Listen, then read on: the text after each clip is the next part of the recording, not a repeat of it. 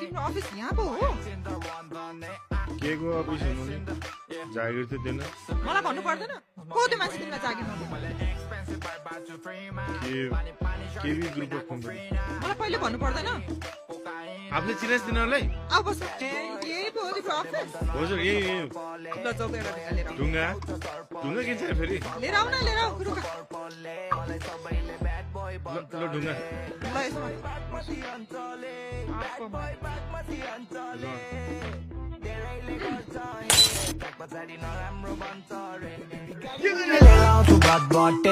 Get out to bad boy company